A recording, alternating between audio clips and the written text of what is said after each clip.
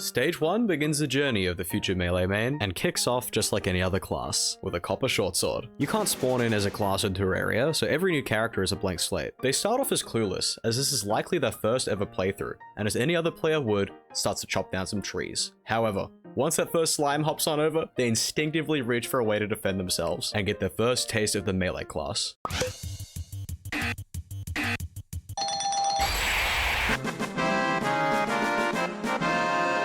After they place down a workbench, they'll notice there's a variety of wooden tools to pick from. A broadsword, bow, and fishing rod? Then, with their shiny new weapon on hand, the future melee man ventures into the underground, wanting to explore this new, exciting world. Down here, they'll quickly find a replacement to their weapon. Likely a spear, mace, or boomerang. They'll also probably find weapons used by other classes, but show little interest in them due to the mana or ammo requirements. Wand of Sparking? This thing sucks. I don't have to worry about whatever that is, when I can just use this thing I found instead. At this point, the melee main has got a little more adjusted to close range combat. They've explored the world a little more, and after buffing their health with life crystals found underground, have come across their first real hurdle, the Eye of Cthulhu. Just asking, right? Does anyone else hear that?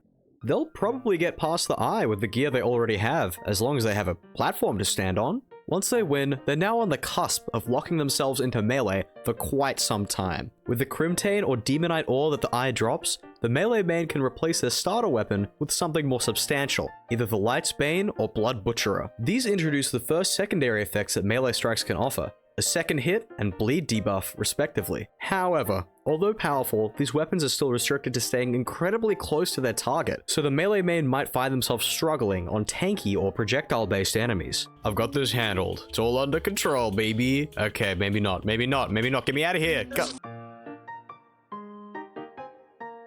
At this point, the melee main has a very sound understanding on how their class is played. Go in for some hits, back off when the enemies get scary, and repeat. The high damage, forgiving defense, and aggressive playstyle start to get very addictive for the melee main, with all the bright colors and loud hit sounds bringing them immense pleasure. On top of that, they're starting to improve a bit in close quarters combat. They've now defeated their world's evil boss and crafted the respective armor set, both of which are incredibly useful for their class. However, this doesn't mean they're locked into melee quite yet, because the weapons from alternative classes start getting good around this time, like the Vilethorn, Undertaker, or Vampire Frogstaff becoming very easily accessible. The melee main will certainly experiment with these sorts of weapons, or even pair them up with their primary damage dealer to create some powerful synergies, but more often than not will stick with something melee related as their primary due to the linear nature of progression. Keep in mind that some weapon upgrades for other classes can be completely missed without having the wiki open, which for a new player isn't always a given.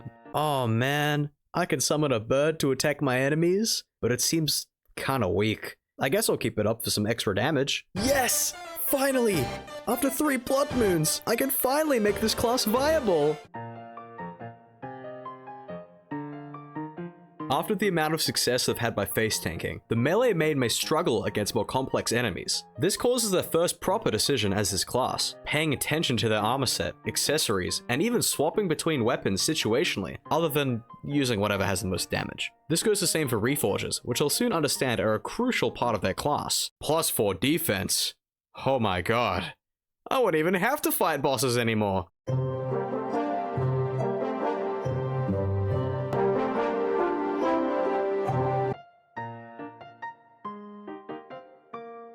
With these discoveries under their belt, the melee main is having the time of their life. As far as they're concerned, putting much thought into dodging isn't necessary, as the damage output they have is well adequate to defeat most enemies in their way. But once they defeat the wall of flesh, things can become frustrating very quickly. The lack of range on weapons can still feel jarring, as well as the linear sword upgrades being lackluster. Come on, come on. I mean, I got this from the wall. This should be a good sword, right? Ugh, what the hell? To try and help with this, the melee main tries out other classes and gears up. However, while this might push them past a boss or two that they were struggling on, they likely won't have the proper gear nor patience with their new class to convert to it fully. This is where most melee mains will generally end up taking a break or quit the game entirely. The enemies hitting harder than ever, paired with bosses that require actual prep time, can burn them out really quickly.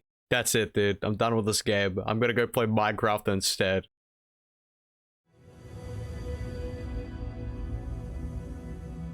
Is this really what the future holds for me? just collecting resources for my minions in Skyblock. You know, at a time I was having fun in Terraria, but I just don't think I'm cut out for the melee class.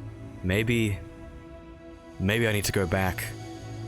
No, this is all wrong. I do need to go back. I can't play this anymore.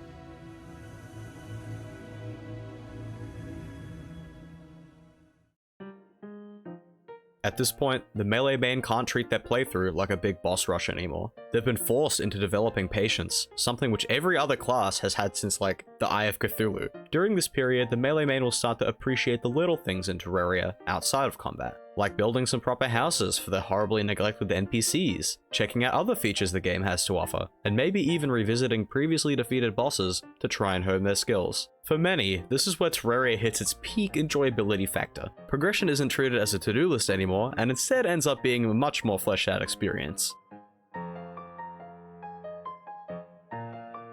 While the melee main has been stopping to smell the roses, there comes a time when they get that fiery urge to hit something really hard. Once they're ready to start checking off bosses again, they find it to be much more rewarding to prep beforehand. Building arenas, placing campfires or heart lanterns if they haven't already, and using buffs. So many of my friends shrug off buffs if they're new, but guys, please, stack some buffs up, it trivializes the game, I beg of you. This new approach to combat creates an environment where the melee main can truly thrive, easily clearing the remaining mid-hard mode bosses if they haven't already. Once defeated, the melee main can now get their hands on first turtle armor, then beetle armor. Some of the best gear they'll be getting all throughout the playthrough. Now they've reached true nirvana, able to return to the face tanking method they so adored in the first few hours of the game.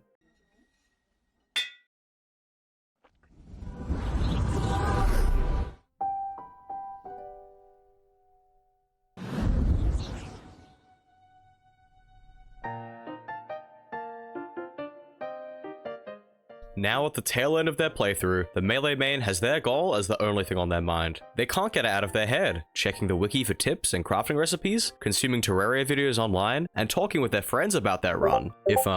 If they have any friends. Although they've learnt a lot from the shortcomings of their class, this doesn't mean they can best every enemy. The Empress of Light and Duke Fishron are a great testament to this, because trying to tank their hits will not work. As the timeless saying goes, you can't teach an old dog new tricks. And much like a dog, melee mains are ridiculously stubborn, so they'll be stuck on these bosses for quite some time. Both the Duke and Empress hit like a truck, but granted they adapt rather than regress, they'll be light work for the patient melee main. Whoa, let me try these bad boys on.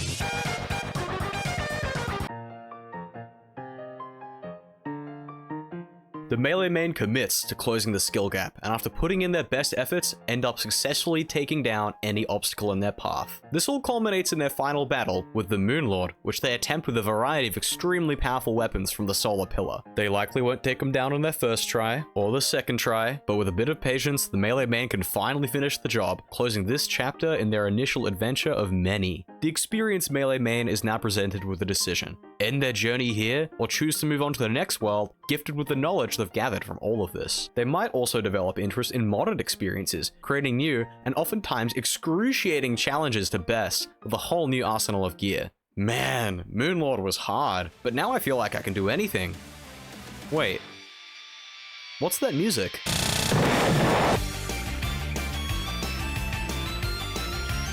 This is where things for the melee main get turned upside down. Unlike any other class, the melee playstyle is fully reliant on staying nice and close to their enemies. This is a big problem when every enemy does triple damage in Master Mode, or they end up summoning a boss with attack patterns that look like this. This is what makes or breaks a melee main. When room for error is reduced and defensive stats become less and less effective, a transformation begins. You've got to remember that the melee class is very, very forgiving to taking damage, whereas the other classes at this point have had it drilled into them that even just getting hit once is a big no-no. So, this is the turning point. If the melee main can persevere throughout their journey, reapply the skills that got them there in the first place, and keep adapting their aggressive playstyle to even more aggressive enemies, they'll find themselves as a true master of one of the most powerful classes in all of Terraria.